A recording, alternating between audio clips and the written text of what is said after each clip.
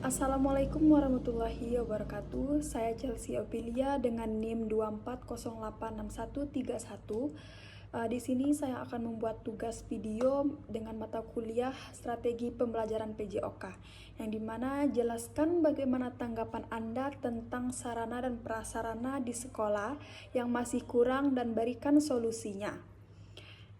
Nah, kurangnya sarana dan prasarana di sekolah ini adalah hambatan serius yang menurunkan kualitas belajar, motivasi siswa, dan efektivitas pengajaran.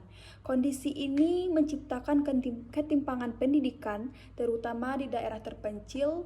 Diperlukan perbaikan fasilitas, peningkatan kreativitas, dan kolaborasi antara pemerintah dan masyarakat untuk mengatasinya.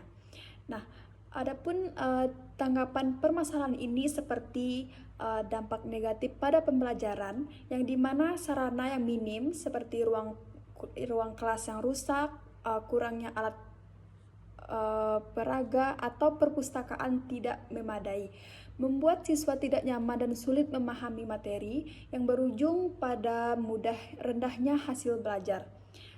Yang kedua itu ada seperti hambatan perkembangan siswa, yang dimana fasilitas seperti laboratorium komputer atau perpustakaan sangat krusial untuk mengembangkan kemampuan praktis anak. Tanpa itu potensi siswa tidak tergali optimal. Yang ketiga ada faktor ketimpangan dan koordinasi, yang dimana kurangnya sarana dan prasarana seringkali disebabkan oleh tidaknya pembangunan, khususnya di daerah terpencil, serta lemahnya koordinasi antara pemerintah pusat dan daerah. Selanjutnya ada solusi kreatif dan kolaboratif. Guru dituntut lebih kreatif dan mengajar menggunakan alat seadanya, seperti pihak sekolah, pemerintah, dan masyarakat harus bekerja sama untuk memenuhi kebutuhan dasar tersebut agar proses pendidikan tetap berjalan optimal.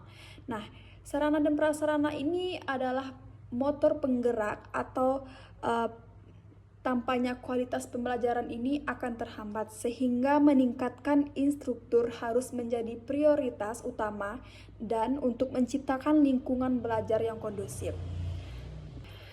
Salah satu permasalahan pendidikan di Indonesia ini yang terjadi dari dulu sampai sekarang adalah masalah sarana dan prasarana. Menurut KBBI, sarana adalah sesuatu yang dipergunakan untuk mencapai tujuan, sebagai contoh seperti buku, bahan ajar, media, dan alat untuk mengajar seperti komputer.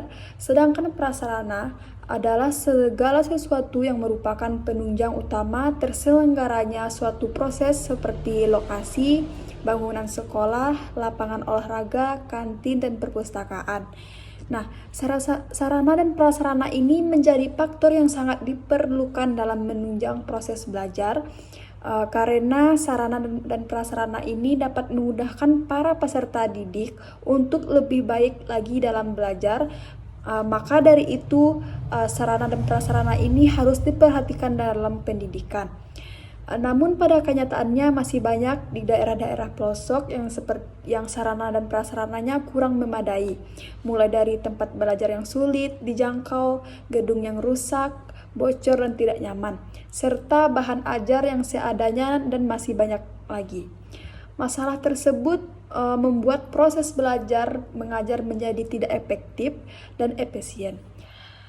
Sebagai contoh, seperti di pulau terpencil, menyebutkan bahwa daerah tersebut sulit menjangkau SMA karena harus melewati gunung-gunung dalam waktu 2 jam. Jika kondisi jalan kurang bagus, tak ada angkutan umum di sana. Akibatnya banyak anak-anak yang enggan melanjutkan ke SMA. Mungkin anak-anak yang ada di daerah tersebut juga ingin melanjutkan pendidikan yang lebih tinggi, namun kurangnya sarana dan prasarana ini membuat mereka mengurungkan niatnya. Sarana dan prasarana yang tidak memadai juga terjadi di SD Negeri Jampang 2 Gunung Sindur Kabupaten Bogor, yang dimana ini bukan masalahnya pada akses tempat yang sulit, namun dari kondisi sekolahnya salah satu guru yang ada di SD negeri tersebut bercerita bahwa siswa belajar di dalam ruangan yang platformnya bolong, kayu-kayu yang menggelantung di langit-langit ruang kelas, kayu penyangga genting yang keropos dan dimakan rayap. Temboknya retak-retak dan lantai keramik yang bergelombang. Seperti guru merasa cemas karena takutnya ada sebagai guru Syarif Saipuddin merasa cemas karena takut kayu yang ada di langit-langit tersebut jatuh menimpa anak-anak ketika pembelajaran berlangsung. Tidak hanya kondisi kelas saja yang memperhatikan, namun fasilitas penunjang seperti perpustakaan juga sudah tidak memadai lagi. Dari cerita yang ada di SD negeri tersebut, kita bisa berpikir, apakah nyaman ketika belajar dalam kondisi seperti itu? Tentu tidak. Padahal kenyamanan tempat itu sangat dibutuhkan dalam belajar. Ketika siswa itu merasakan nyaman dan aman, maka siswa juga lebih mudah menerima ilmu ilmu dari pengajar. Tidak hanya masalah gedung, anak yang jalan saja menjadi penghambat proses belajar siswa. Minimnya bahan ajar, alat, dan media juga sebuah sarana dan prasarana yang mempengaruhi hasil belajar siswa. Misalnya ketika guru menjelaskan materi, biasanya seorang pengajar hanya mencerita lewat lisan saja dan membuat peserta didik jenuh dan bosan sehingga peserta didik enggan melaksanakan proses belajar dengan baik. Bukan karena langkah baiknya jika menyampaikan materi tersebut dilakukan melalui tayangan video seperti itu lebih menarik perhatian peserta didik. Adapun solusinya untuk sarana dan prasarana sekolah yang kurang memadai, yaitu seperti melibatkan kreativitas guru.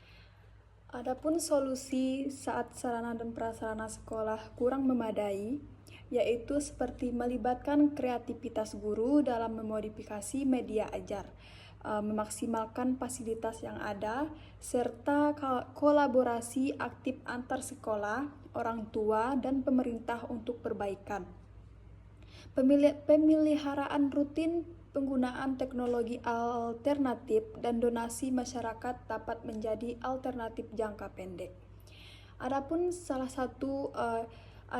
solusi kurangnya sarana dan prasarana di sekolah ini seperti kreativitas dan inovasi guru, yaitu modifikasi alat atau sarana. Guru menggunakan bahan daur ulang atau alat peraga sederhana untuk menggantikan alat laboratorium atau olahraga yang rusak atau tidak ada. Nah, selanjutnya ada metode pembelajaran alternatif, mengubah metode ajar, misalnya menggunakan metode diskusi atau outdoor learning jika kelas rusak.